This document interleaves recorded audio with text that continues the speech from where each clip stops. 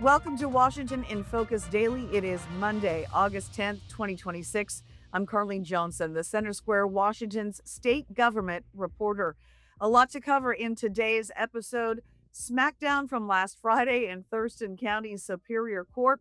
A judge who, in a very animated fashion, upheld the Public Investment Impact Disclosure Statement, the PIID, that will appear next to Initiative 645. That is the initiative that aims to repeal Washington's new income tax.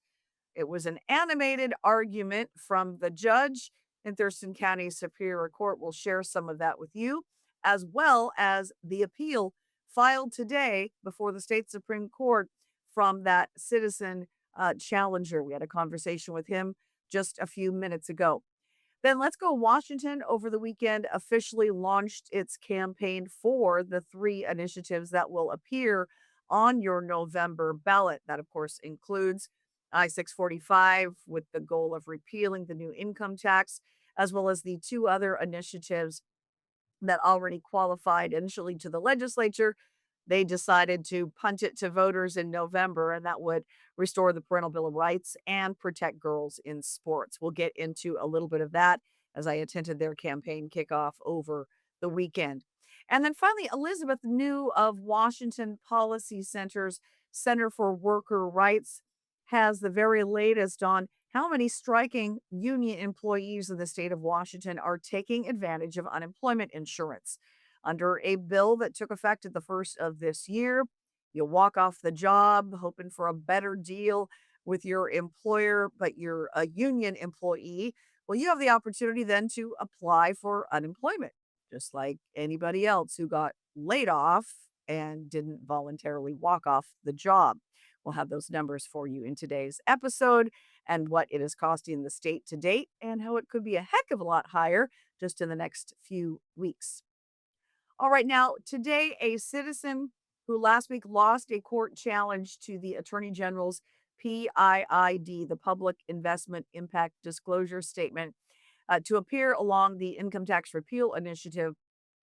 He filed an appeal today with the state Supreme Court, looking to speed this whole process up because it is August 21, just around the corner. That is the deadline for all the language for the ballot for November to be finalized so that they can get ballots printed and sort of move things along toward election day. Of course, they have to mail those out weeks ahead for folks who overseas voters and that type of a thing. Now, challengers of the PIID, not just Arthur West, the citizen who filed a challenge, but also Let's Go Washington, both argued that the Attorney General crafted, in their opinion, a biased, politicized, and factually inaccurate PIID to appear next to the income tax repeal initiative.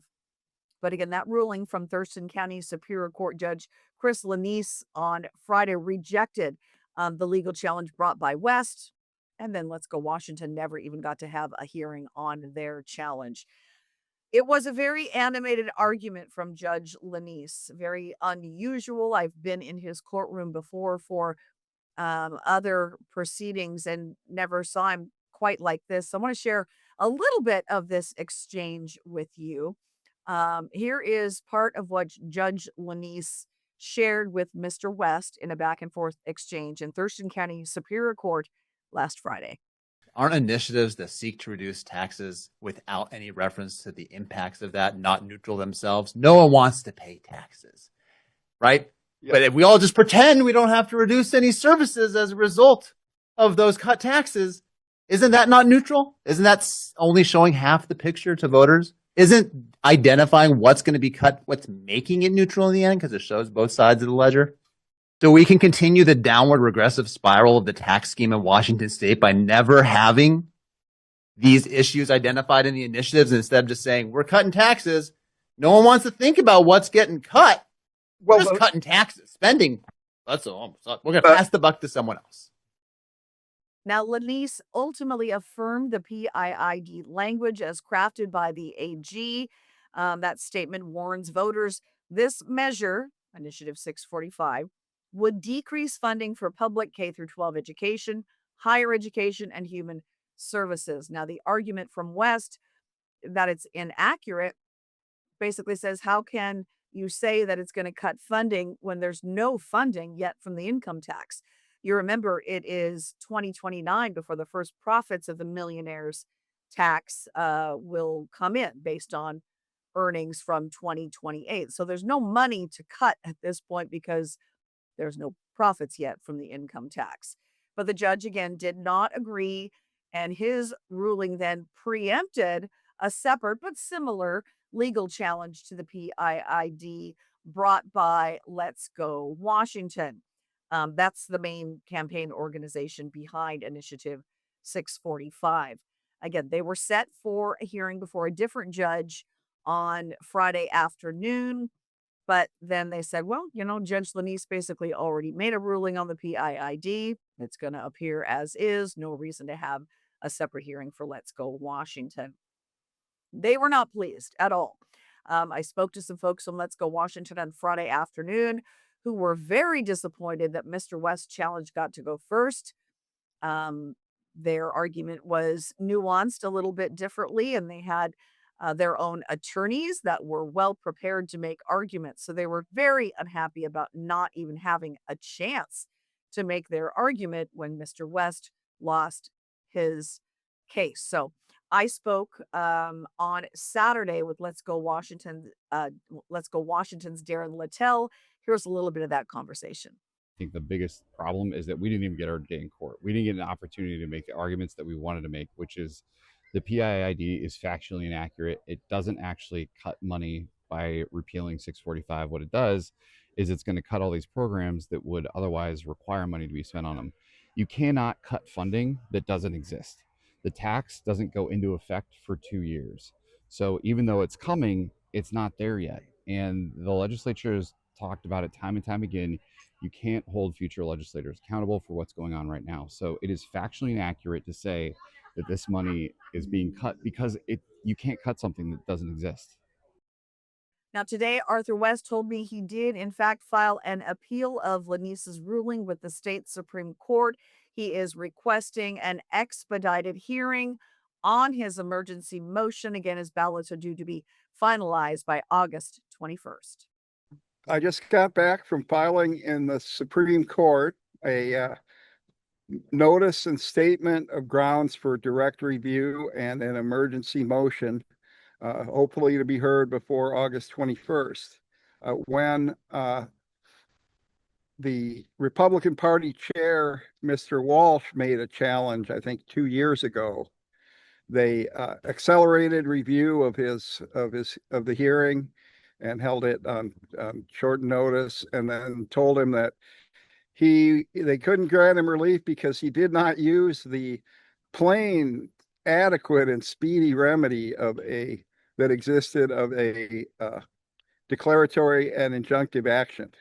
So learning from that, I did exactly that. And so apparently this is a plain, speedy, and adequate remedy, and I hope the Supreme Court sees that too and has a reasonably quick hearing so we can get a review of Judge Lanise's order prior to the ballots being printed. And I want to put this up because Shasti Conrad, who chairs the Washington State Democrats, I asked her to make comment on the fight over the PIID and ultimately the initiative that hopes to repeal the income tax. And here's part of what she shared with me. She said, Washington Democrats understand why mega millionaire Brian Haywood and his Republican enablers are terrified of voters learning the truth about their initiative to repeal the millionaire's tax. She goes on to say it would rip away universal breakfast and lunch for students, drain states' coffers, and throw into doubt our entire tax system, all to line the pockets of millionaires and billionaires who treat Washington like the Cayman Islands. So that, again, the take of Shasti Conrad with the Washington State Democrats. But again, the argument from folks who've been challenging the PIID is to say that that's inaccurate because lawmakers can do whatever they want with the profits of the income tax. There's only 5%, as the legislation is written, that is dedicated to the Fair Start for Kids program. And then lawmakers can do whatever they want with the rest of the money. They can put it to whatever pet projects or programs that they deem necessary. No current legislature can bind a future legislature as far as those spending priorities go. So that's the argument from folks challenging this PIID. We'll keep you posted on that appeal. Again, just filed today by Arthur West with the state Supreme Court. Now, on Saturday, supporters of three initiatives that will be on your ballot held kind of a campaign kickoff event in Thurston County. The November 3 election, just 85 days from today, but voters will start getting their ballots in like mid October. So, really, it's only just over 2 months for the campaigns on both sides of this to, have a chance to convince voters one way or the other. And the debate about transgender athletes has been in the news like crazy lately. All this flap with the WNBA, and you may recall there was a student athlete who attended the Storm game here, where you then had Sophie Cunningham in town, and they were supporting her because she's been speaking out, in support of protecting girls in sports and keeping biological males out of women's sports. So there was a bit of a flap with the co-owner of the Storm, who had some very unkind language for a 16-year-old girl who was in attendance of that game with a sign supporting Sophie Cunningham. You've probably seen a lot. And then in the days to come, the WNBA now announcing they're going to have to take up basically this week and sit down and maybe define what a woman is, or what someone who is eligible to compete in the WNBA, what those qualifications really have to be, because now you've got some former NBA players who are saying, I'm going for the WNBA. All of this meant to sort of push this, and WNBA kind of has got themselves into a bit of a corner on this. But this is Frances Stout. She attended the weekend event. You may recall she was the Tumwater High School basketball player who refused to play, she was 15 at the time, against an 18-year-old biological male on the other team who identified as transgender. And she ended up being investigated for allegedly misgendering this young man. Now, we caught up with Frances again at the Let's Go Washington event because she's really become the face for this push to protect girls' sports in the state of Washington. I think, first of all, we are doing great getting to this point. I think it's incredible. We've had over 500,000 people be on board with this, and that says something. That says the people in Washington, they want to make a change. And I think what's really important is we have to make sure that the people against this are not spreading misinformation, mainly about genital checks and having to get that done to be able to play in sports. I think that creates a lot of fear around being able to play. And so I think we have to really lay that down and make sure people know that that is misinformation. But I also think that people need to be spreading the word, going around, getting people to actually vote, because a lot of people do not vote on this. And we need more people to make a change. And that's how we are going to protect the girls of Washington State, is by getting people to vote yes. Now, also in attendance Saturday at the Let's Go Washington campaign kickoff was North Thurston High School District fifth grade teacher Travis Reap. He's been very critical of the Washington Education Association, that's the state teachers union, and their position against the initiative to restore parental rights in schools. He believes that as it is right now, where school teachers, counselors, administrators can basically keep secrets from parents. He's got a real problem with that. He says it's harming kids. It's destroying trust between parents and schools, potentially feeding the decline in the public school system and enrollment numbers we've seen in recent years. While some other states have recovered post COVID, we haven't here in the state of Washington. So here is a little from this fifth grade teacher from the North Thurston School District. I am a fifth grade teacher here in Thurston County. I'm a father of 4. I'm an elected union representative, and I don't agree with WEA and their position in keeping parents out of the classroom. I don't. I'm going to say some quiet parts out loud. Teachers, if you take just a little bit of time and look at some of our jokes and our memes and our inside business jokes, we don't agree with parents. Sorry. That's the quiet part out loud. I don't agree with the movies that you let your kids watch that come into the classroom. I don't agree with some of the ways that you discipline your children. I don't agree with some of the ways you don't discipline your children. But you know what? I'm not the parent. You are.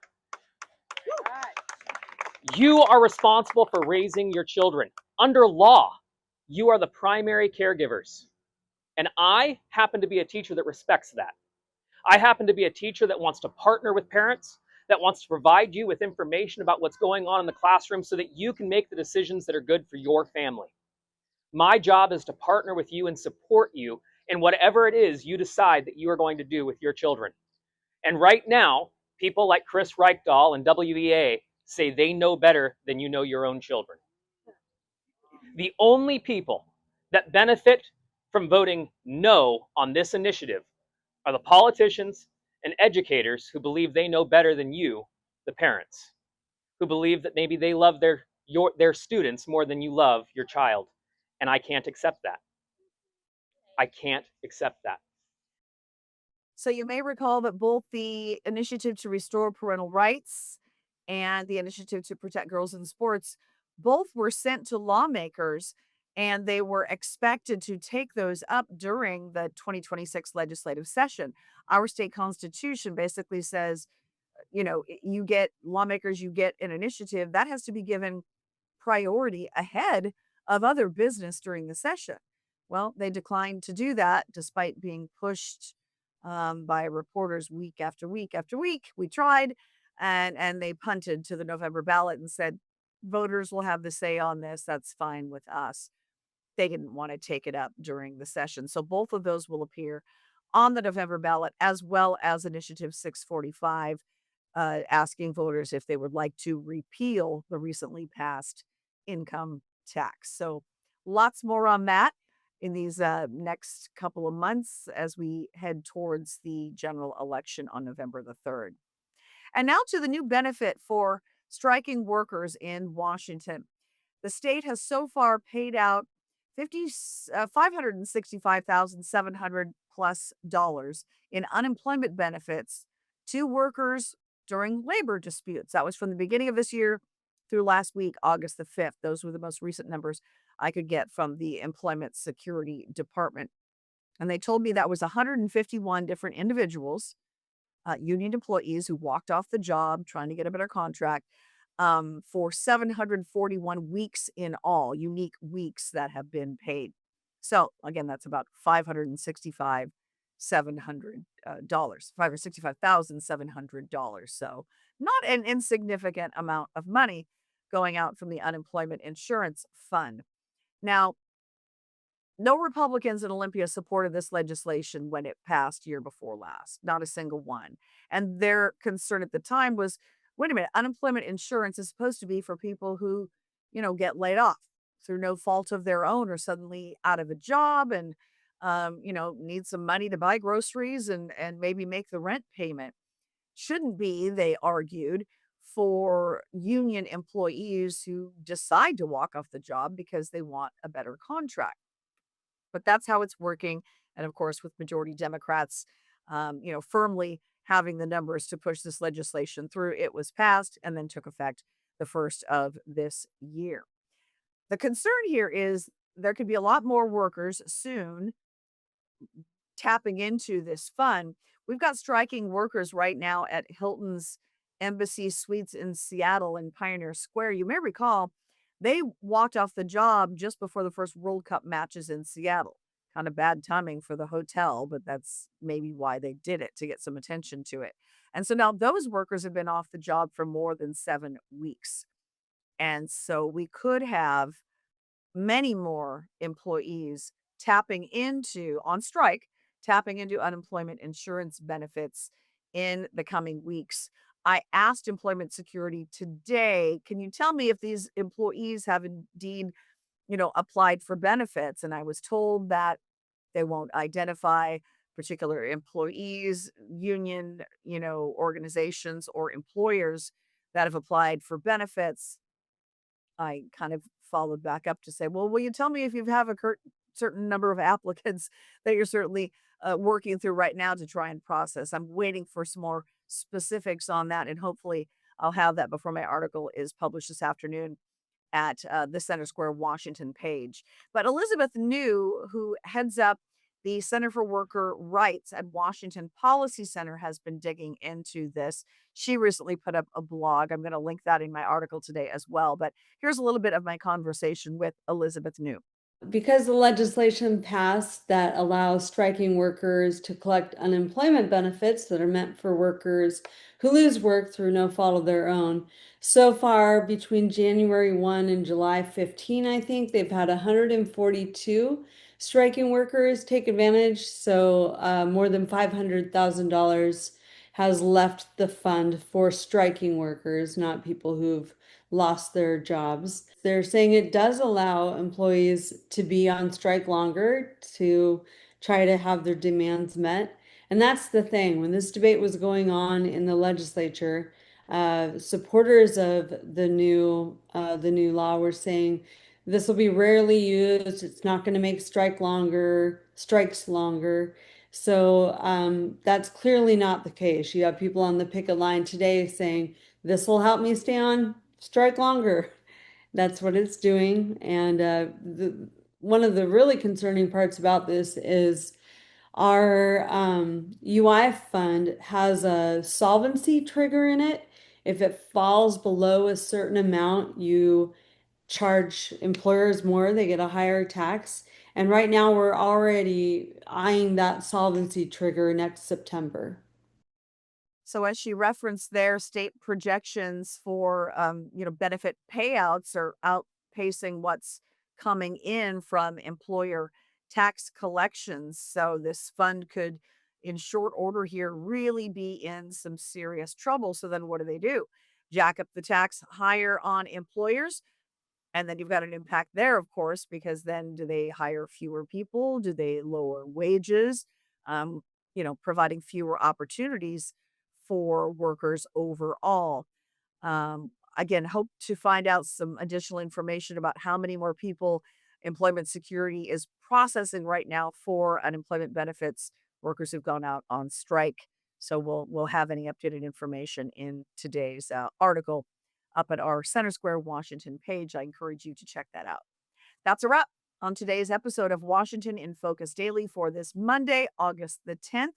As always, thank you so much for watching. Really appreciate it. Like and subscribe, and feel free to comment. We appreciate all of that. Thanks for watching. We'll see you on Tuesday.